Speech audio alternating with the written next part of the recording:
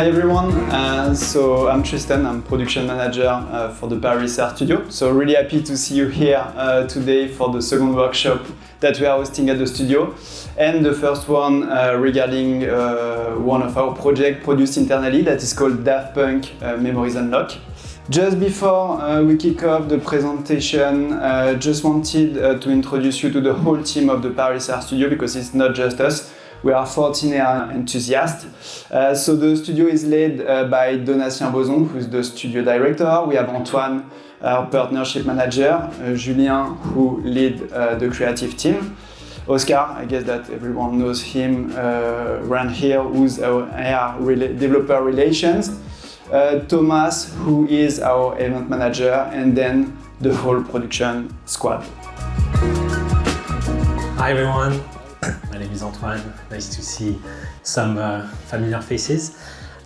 So Daft Punk, quite a cool project. When we start to work with the management team and the creative team of Daft Punk, they were in the process of launching a new album.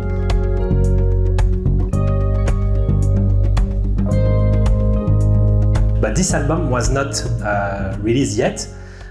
Most of the people have at home the ancient album, the RAM Monsters Memory from 10 years ago. So we start with this insight of how can we augment this album to discover the new one before it was released. So that's the first idea. And we push this idea to hide a new track in the ancient album so people can unveil a new track.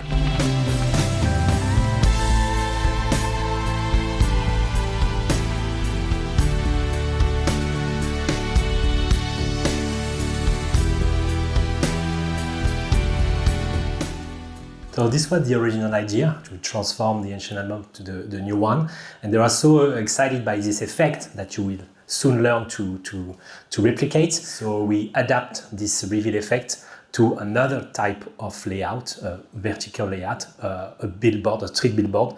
And last but not least, so the relationship grow with the team, and they say, okay, we also are launching a new music video.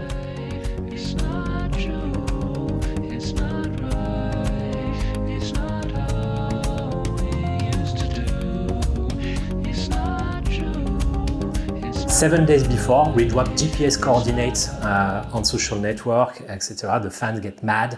They really want to know what's going on in their cities. We decide to use some bits of the Daft Punk last clip music video and create this monolith shape in AR and develop this in many cities. So that's for the concepts, and just give over to Tristan again, that will introduce you how to replicate this in AR. So we developed 4 concepts for this project of the Random Access Memories 10th anniversary edition and 13 lenses. So the first experience that we created is the artwork experience, so the pilot lens, so the one on which we will focus during this workshop. Within this lens, we created 2 variations, so the billboard lens in order to be featured in the global launch campaign all around the world for the album. We also extracted the face lens within this artwork experience in order to be featured in standalone in the lens, in the snapshot lens carousel. And cherry on the cake, there was those monoliths created and being placed in 10 locations, once again, all over the world in order to create kind of scavenger hunt. So as explained, this workshop will focus on the artwork and the pilot lens, and we decided to use the marker tech template for this experience. We feel that this is a template that offers lots of advantages, that can offer a lot of really interesting facts in terms of technology. First, in terms of tracking, this is something that is quite solid and a really strong technology. This can also drive some really interesting narratives and stories in terms of augmented reality, because we all have images at our place all around us that could potentially unlock amazing augmented reality experience. And then also in terms of user journey, it's really interesting as well because you do have like the image tracker detection in order to scan the image and unlock those potential AR experience. That's it for me. We will switch to the project presentation itself. So hi everyone, I'm Theo, I'm concept designer here for the IR studio. As a concept designer, I'm here to translate ideas into strong visuals. So let's dive in. First, before making good image, we need to ask good questions. Like, what is the identity of our partner? Here is Daft Punk, so we have to compile some references for the light effect from their video clip. We also need to find references to match the crystal helmet, the aspect and light. When we have all this image and information, we can start to create. First, we need to make a fast rough to be sure everybody sees the same things. So here we have just the key step of the experience, and with that we can jump in the storyboard. Here you have all the storyboard with all the important steps. We can see how we can use the light reference from the mood board and how the helmet needs to be revealed. The storyboard is here to give a clear direction to the team. Adrien is here to find a good solution to merge the two helmets in 3D. So now you know almost everything about my part, so I will leave you with Adrien. So I'm Adrien, and I was a 3D designer for this project. I was very thrilled to work for this big name. So the inspiration for this face lens came from this Call of Duty lens with a split screen, the screen on a screen image. So I first tried out directly in Lens Studio my own split screen, and I did a first test with basical meshes here from Lens Studio, but it was still very primitive kind of a split. So I started working in Blender. So my goal was to give the same aspect of the helmets that we can for the users to feel like they were wearing the helmets that we see on the album cover. We had helmets from the library, online library, but it was quite high density meshes. So for it to be run on real time, I had to do less polygons. Then I did unwrapping. So for the one who doesn't know what is unwrapping, so it's basically a way to put textures on a 3D mesh. And I did a secondary UV unwrap, which was a simple projection, a front projection on the y-axis. So this will be used. This UV set will be used for the split effect. Still, when I was still in Blender, I did a rendering of a crystal sphere with a very basic light setup for me to have a basis for doing the texturing of the helmet. So now, after having working in Blender, I switched to Substance Painter. So Substance Painter is known for texturing 3D assets for games, and so it's very used for game studios for texturing. And I only used it to bake two maps, like the curvature maps that will be used for the opacity of the helmets, and ambient occlusion map for adding a small realism to the helmets. And also to the material, I added this parameter here. You can see that that works actually with the UV unwrap I did, the second one. That discards part of the helmet when you just move the cursor. This will be linked to the script afterward. So this is how it works all together. So first there is 3D with materials, and then after with all the sets of planes and helmets, I create the mask effect, the mask on that is displayed on the screen image.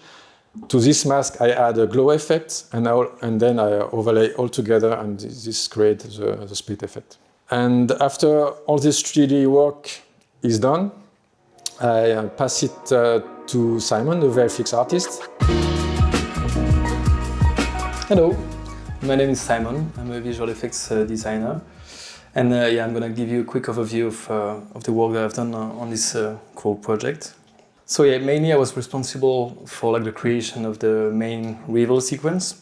So that's what you see, like the helmet popping through the album cover and all the lightning effects that we've got happening at the same moment.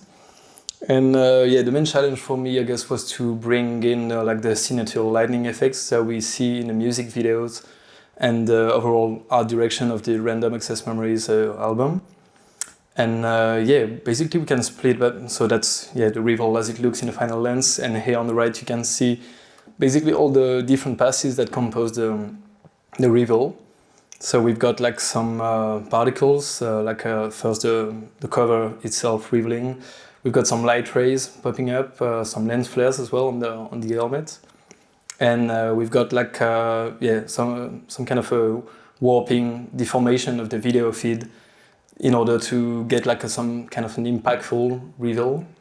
And also we got like a sound waves effect, and we wanted to have a way of visualizing the music basically in a cool way. Most of my work is basically building these effects in either the material editor or the VFX editor. And then what's next is mostly timing everything in the twin sequence, so using a twin chain. Maybe you're familiar with it, and it's basically building quite a long sequence with all like the effects being turned on at specific times and stuff. So timing everything. Just a closer look at what the effects look like, and what you can see on the bottom part of the screen is basically what the shader looks like for each of them. So here, this is just a circular reveal with some noise to get like some kind of irregularity on the outskirts of the reveal. This is the light rays, and basically, as much as possible, I'm trying to build everything procedurally, like not using any texture. So here, for example, the variation that you get in the rays, it's made with like a Voronoi, using like a Voronoi noise. I think the only thing that it's actually using the texture is this lens flare, and we're just applying some kind of random variation in scale to get some kind of life, bring some life to it. And then basically for the warping deformation, the sound waves is basically the same material, but like a different variation of this same material. It's basically some concentric circles being animated, and then I'm just making different options of this material, so like with different thickness values and gray values in order to get like a different result for each. We eventually come to the compositing phase, kind of. So this is the phase where basically on the left you can see all the effects already set up, all the timings and all, but it's missing a bit of magic in some ways. So this is where I add like some some effects that we call post effects, and it's basically effects that come at the very end on top of everything. And here this is a mix, for example, of like using some blur, using glow, and also like some color grading effects as well, in order to give some more art direction and personality to the lens. Now I'm gonna hand over to Lubna, our creative engineer. Hi, my name is Lubna and I'm an AR engineer working here in the Paris AR studio. So we'll walk you through how scripting was used to improve the overall experience. And it was basically used in two main parts. So the first one was the interaction with helmets. So what we wanted to do was to have a smooth, playful interaction with helmets. And the idea we had was to use that split that is used like as the cover of the album and span it over the helmets while rotating our head. And the prior work was done already in 3D. And as Adrien explained, he exposed in materials a value that you could use to span and split the helmet. So the challenge here was through script, how do we project this rotation of the head of the user into the one-dimensional value that was exposed from materials. And it was basically a simple trigonometry problem that we solved using a projection. So the sinus of the theta, that is the rotation of the head. And yeah, so there was some tweaking with some adjustment factors, etc., to get like the right speed and the right distance. And the second part was the audio player. So the whole experience was all about the audio and the fact that we're unveiling this new track by Daft Punk. So we wanted to bring the audio to the front by having a fully like a proper player that we did custom made to get a real feel of the rhythm and etc. So we built it using some of our code, some of the template code. So one of the templates we used and on which we based the whole experience was the marker, like the marker tech that you may be familiar with. So in this template we get like some nice scripts that we can plug our actions on, and marker control was one of those. So it's basically the place where we trigger everything, like all the actions once we reveal the helmets, and we wanted the player to appear exactly at that same time where the helmets are revealed. So we use that to trigger the reveal. The audio timer is a code that we wrote ourselves that makes it's quite a simple code that gets the duration of the track, the current position of the track, and then does some minimal formatting to show the timer on the player. And another custom code we built together with another existing template that is the audio analyzer helped us create this equalizer that you see. So you just plug your materials and it gets the right rhythm and it translates it into this movement that gets a real feel of the track. So that's pretty much it for the scripting. I will leave the floor to our QA engineer, Max. So I'm Max, and I'm the QA and release engineer for the Paris AR studio. Long story short, I love bugs. And because essentially I'm a firm believer that the more bugs you find in any software and by extension AR project, the more polished the final user experience will be in the end. And so rather than compiling a long list of bugs, I wanted to give you top takeaways, a few top high-level takeaways that you can actually take on board for the projects, the wonderful projects that I'm sure you're currently developing and the many more you will develop in the future. So I've grouped a few pertinent symptoms that, and again, best practices that this project allowed us and me to reinforce towards the team, starting with remembering to testing the UI and the user experience overall in all applicable camera contexts. Very often I'm finding that a lens can be tested primarily in the live preview when you actually select, just after selecting the lens in the carousel. But do remember that lenses by default are also available, visible and actionable by your users in the chat reply context, which incorporates a slightly different UI, namely and specifically with a label that is displayed at the top of the UI. And also your lens, by default, lenses with no audio will be also available and actionable in the video chat context.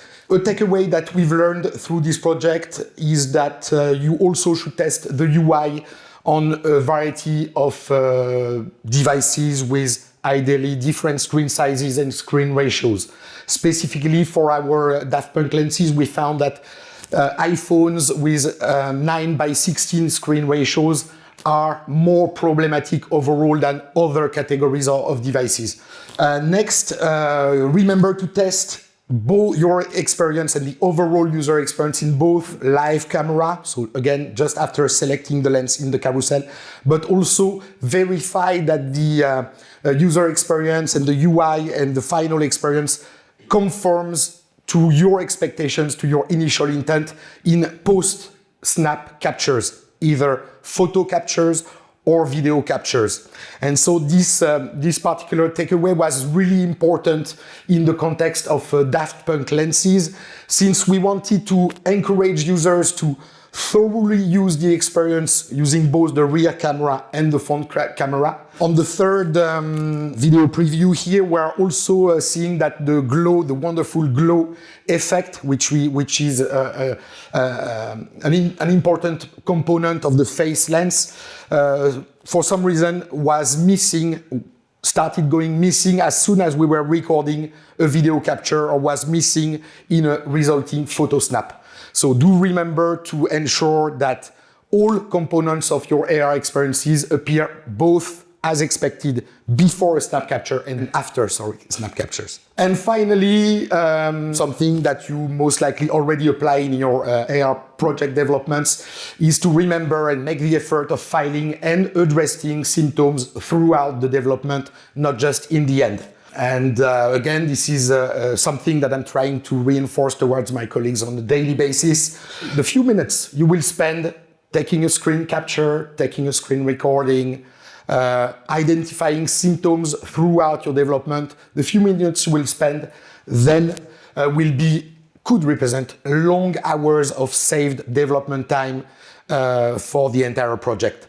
So here I've just selected a few bugs that affected our Daft Punk lenses. I think all of them actually pertain to our artwork version of the lens. With such a project that includes many different components,